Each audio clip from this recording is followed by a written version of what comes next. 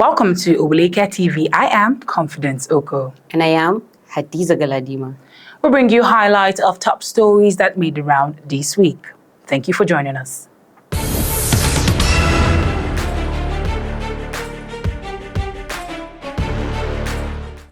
Nnamdi Kanu, the detained leader of the indigenous people of Biafra, is said to be suffering from an ear-related medical problem.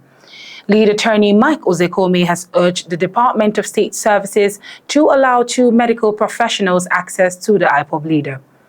The lawyer claims that Kanu's well-known physician Cfine Okorochukwu is now abroad, necessitating the demand. Oweleketv submitted the request in a letter dated June 16th to the Director General of the DSS via the Director of the Legal Department. The letter's subject line said, request to allow the following medical doctors access to Mazi Nnamdi Kanu on Tuesday, June 20th, 2023 for a personal interface. He listed Dr. Uche Ukuje and David Okoha as his top two medical professionals.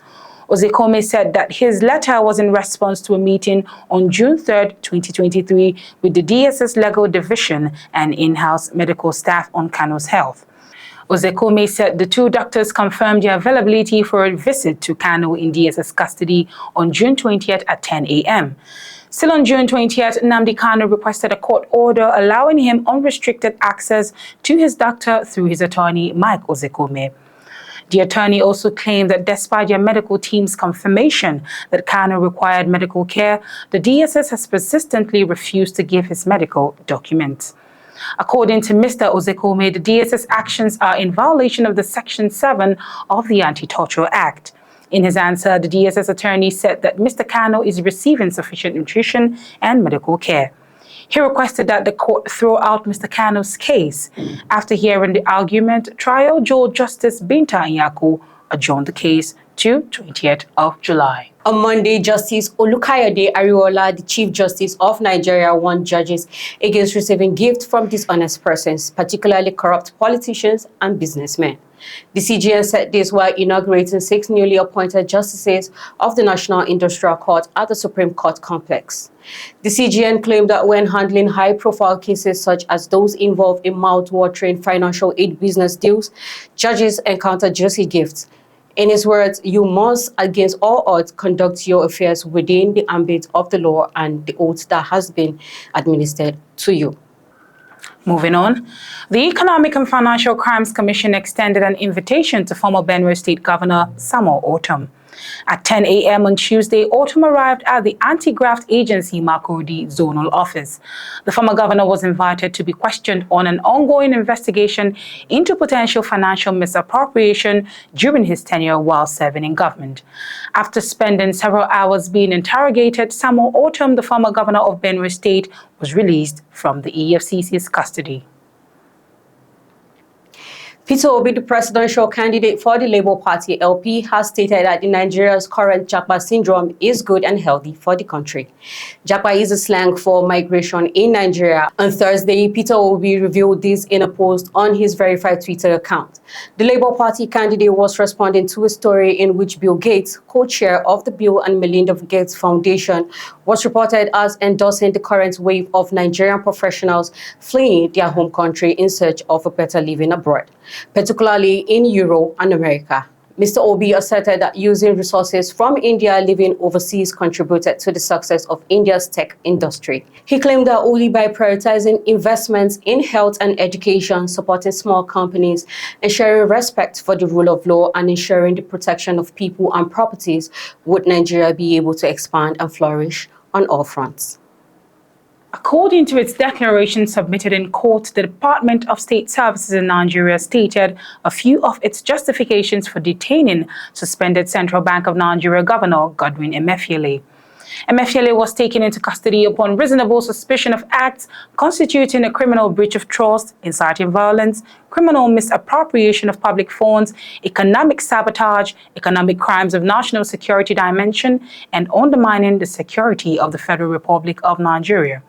On Tuesday, the Federal Capital Territory High Court was requested by the DSS and the OAGF not to issue bail to the suspended governor of the Apex Bank. They argued that the suspended governor of the Apex Bank would flee the country if granted bail. The DSS and the OAG have described Emefiele, who is challenging his detention by the secret police, as a flight risk. Emefiele was held by the DSS after being suspended by President Bola Tinubu on Saturday, 10th of June. Emefiele reportedly received a study vacation from the then President Muhammadu Buhari in May, according to an exclusive revelation by Sahara reporters. Emefiele had apparently already paid for his studies abroad. Emefiele used the Apex Bank to make payments while hiding his activities by utilizing 6 different departments. Emefiele paid for the airfare, lodging, books, tuition, and other expenses separately through each of the bank's 6 sections in order to avoid being discovered, according to Sahara reporters. The DSS and the OAGF made their request to the court in separate counter-affidavits filed in a fundamental rights enforcement lawsuit brought by the suspended CBN boss, The Punch had reported. The hearing resumed on Tuesday, and the OAGF, however, refuted the notion that Emefiele was detained for offenses relating to terrorism in its affidavit.